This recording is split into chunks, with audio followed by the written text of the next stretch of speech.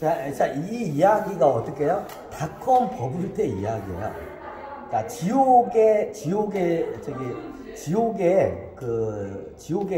집이 뭐냐? 그 당시에 닷컴 회사들이에요. 일명 닷컴 회사들.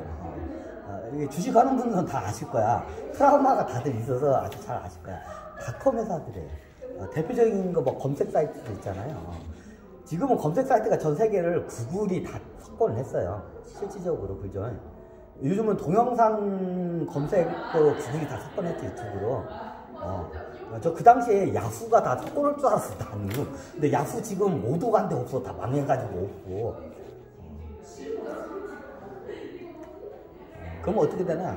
그때 야후, 하여튼, 어떻게 되나? 하여튼, 그 당시 닷컴 회사들이 검색 사이트가 제가 아는 것만 해도 30개가 넘었어요.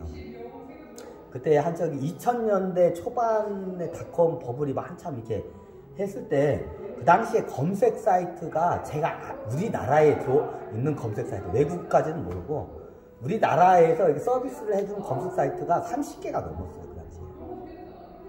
지금 우리나라 검색 사이트가 딱 저기 2개예요, 실질적으로. 저기 네이버하고 다음 카카오는 아예 검색 사이트도 밀렸어. 우리나라의 검색 시장 거의 네이버가 다 해요. 텍스트 검색 시장. 근데 어떻게 해요? 요즘은 검색 시장이 어떻게 해요? 영상으로 넘어갔죠. 영상 검색 시장도 어떻게 이제 유튜브한테 밀렸어요, 네이버가. 실질적으로 지금 전 세계 검색 시장 구글이 다 씹어먹고 있어요. 그 당시에 2000년대 초반에 구글이라는 회사가 나 있는지도 몰랐어. 그 당시에 제가 검색 사이트 30개 회사를 내가 분석을 다 하고 있었어요. 미래 회사 중에 내가 봤을 때 야후가 뭐 석권을 할까라고 나는 듣기 믿었는데 어떻게 해요? 듣도 보도 못한 구글이 다 석권을 해버렸어. 몰라, 나도 누가 석권을 할지는. 그 당시에 야후 이 회사가 1000배까지 올라가요. 제가 알기로는. 이 회사의 청산 가치의 1000배 이상을 올라가요, 시장에서. 야후라는 회사가 사람들이 잘 모르는데. 그러니까 손정희 이 양반이 있죠. 손정희 이 양반이 저기 일본에서 그 당시에 일본 최고의 갑부로 이게 등극을 해요. 그 당시에. 그 실화와 같은 존재였어요. 야후 그 검색 전 세계에서. 그 야후가 저도 그랬고 전 세계 사람들이 야후가 검색 사이트를 석권할까 해서 다 했어요. 대표적인 야후 하나를 예시 들게요. 그 당시에 제가 알기로는 최고 야후가 이게 버블이 심했을 때는 청산 가치의 1000배 이상이었어요. 이 회사를 팔면 어떻게 해요? 무형자산을 빼고 팔면 어떻게 해요? 그 파는 거에 어떻게 해요? 시장가가 1000배 이상으로 어떻게 해요? 뻥튀기 되고 그 거래가 활발하게 이루어질 때가 있었어요. 버블이죠. 그때는 그게 버블이라는 건 누구도 상상을 못했어요. 지나고 나니까 그게 버블이라는 걸 다들 이제 알게 된 거죠. 자, 지금 야후 봐봐요. 오도 간 데 없어요. 야후가 닷컴 버블 이후에 어떻게 해요? 완전 적자에 시달리다가 어떻게 해요? 제가 알기로는 야후 코리아가 어느 순간에 문을 닫아요. 왜? 네이버한테 밀려요. 야후 코리아 같은 경우는.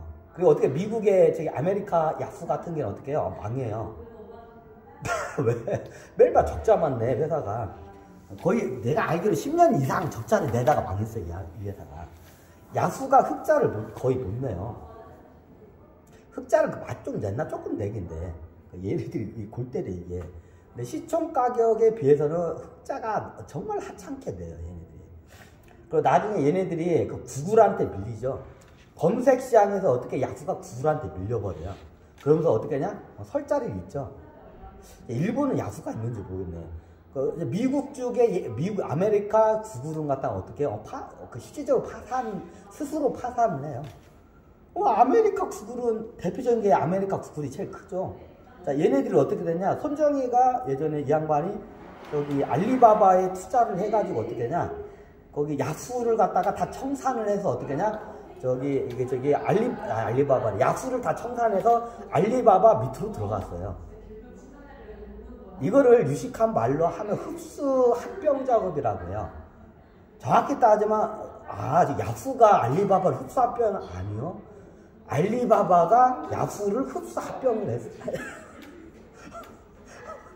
이게 흡수 합병이라는 거야. 합병은 등치가 비슷한 애들끼리 시총값이 비슷하고 등치가 비슷한 애들끼리 M&A를 하는 게 보통 합병이라고 해요. 그러니까 흡수 합병은 뭐냐? 쉽게 말하면 삼성전자가 흡수 합병을 많이 해요. 어떤 회사, 유니콘 회사들, 이렇게 기술력 있는 유니콘 회사들을 합병을 해요. 자, 삼성전자가 시총 가격이 지금 한 300조 되나? 그죠? 잘 모르겠어요. 한 300조 될 거예요. 200~300조 될 거야, 아마 내가 알기로는. 200~300조 되는 회사가 어떻게 해요? 회사를 갖다가 M&A를 해요. 어떤 회사하고? 가치성이 100억도 안 되는 회사들로 M&A를 해요.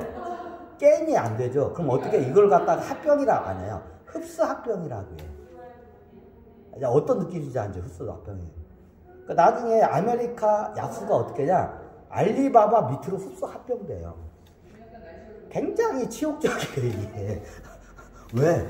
야후 주주들이 보니까 이 야후 검색 이 사이트는 어떻게 해요? 글로 쳐먹어서 안 돼. 구글을 다시 이길 수가 없어. 그래서 어떻게 해요? 아예 청산을 하고 알리바바 그 밑으로 들어가요. 흡수 합병 들어가요. 굉장히 치욕적이에요. 이게 보면.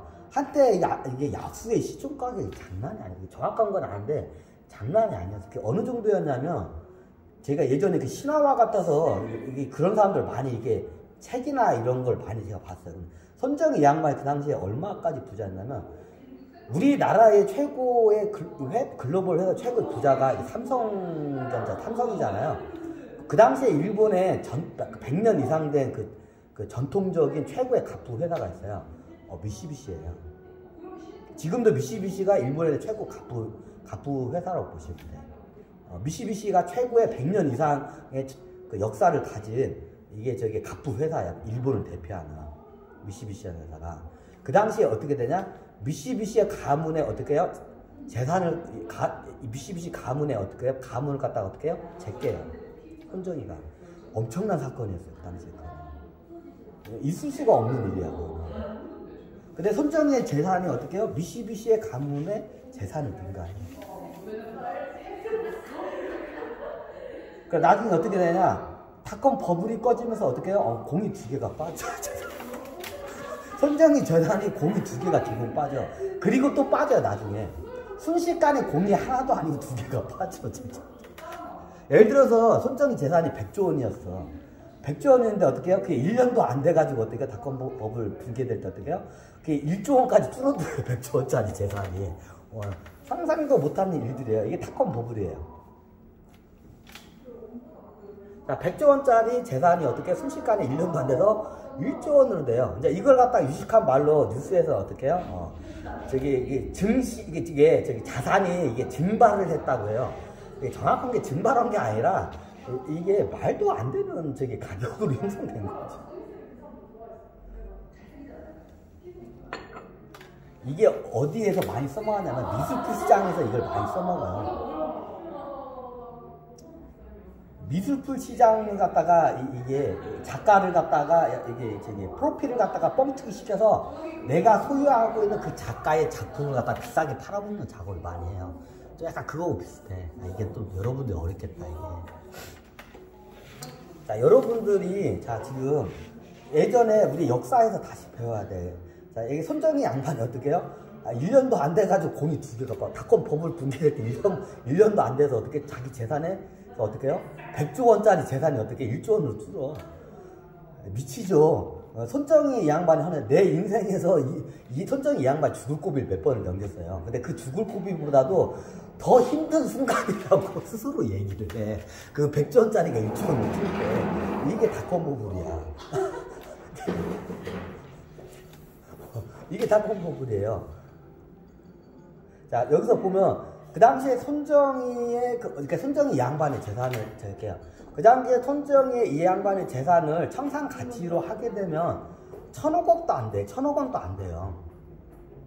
어떻게 이제 주식을 이제 분석하면 저 사람 무형 자산에게 미래의 가능성은 높은데 청산 가치는 손정희의 재산이 어떻게 1,000억 원도 안 돼. 예를 들어서 설명드린 거예요. 그 당시에 손정희의 전 재산을 실질적으로 회사를 이렇게 분해해가지고 팔면 어떻게 해요? 1,000억 원의 가치도 안 돼요. 손정희 이 양반의 주식, 이 재산의 가치가. 이해가 되시나요? 그걸 누가 판단하냐? 보통 채권업자들이 판단을 해요. 채권업자들이 손정희 양반이 투자금 좀 하고 이게 채권업자들한테 돈을 빌려. 그러면 어떻게 해요? 채권업자들은 나중에 원금을 띄면 안 되니까 어떻게 하냐? 원금을 다시 돌려받을 수 있는 담보물이 있어야 돼요. 자, 어떤 느낌인지 아시죠? 근데 어떻게 해요? 이 무형자산은 이게 채권업자들이 이거는 담보로 안 쳐줘요. 왜? 저거는 뭐 가치성을 어떻게 매길 수가 없어. 그러면 그걸 갖다가 최고 이거를 객관적으로 잘 판단하는 게 누구냐면 이게 명동 사채시장 이 채권업자들이 큰 손들이 그걸 잘 판단을 해. 이 양반은 어떻게 해요? 담보물이 확실히 보증이 돼야 이걸 빌려줘요. 왜? 돈을 못 갚으면 담보물을 갖다가 처분을 해가지고 원금을 회수하면 되니까. 이게 기본이에요. 왜? 이자는 못 받더라도 원금은 띄면 안 된다는 게 이게 철칙이야. 채권업자들은. 그럼 어떻게 하냐? 원금을 안 띄려면 어떻게 하냐? 얘가 갖고 있는 담보물의 가치성을 정확하게 그걸 갖다 분석을 해야 돼요. 미래에 잘 될 수가 안 될 수가 그게 아니야. 미래에 얘가 뭐 100배, 1000배의 수익을 내든 뭐 쫄딱 망하든 어떻게 해요? 나한테 들어오는 건 어떻게 해요? 내 이자밖에 안 들어와. 이게 채권업자의 수익이에요. 얘가 뭐지 1000배, 1000배 뭐지 수익을 내도 나한테 들어오는 거는 없어. 뭐예요? 계약된 이자만밖에 안 들어가 내 수익은. 채권업자는 그래서 어떻게 해요? 원금을 띄면 안 돼요. 근데 주식을 그 회사에다 투자하면 어떻게 해요? 100배, 1000배, 1000배가 가면 어떻게 해요? 그만큼 어떻게 해요? 같이 시세 차익으로 수익을 내요. 이게 채권업자가 바라보는 그 회사의 관점과 이게 이게 주식 투자자들이 바라보는 관점이 틀려요. 그래서 너무 꿈과 희망을 부풀린 상태로 보게 되면 어떻게 하냐면 이게 과대평가를 하게 돼요, 사람들이. 그게 대표적인 게 닷컴 버블 사태예요. 자, 예를 들어서 손정희의 재산이 최고 맥시멀 때가 가정을 할게요. 맥시멀 때가 100조 원. 네, 한번 끊고 할까요? 이거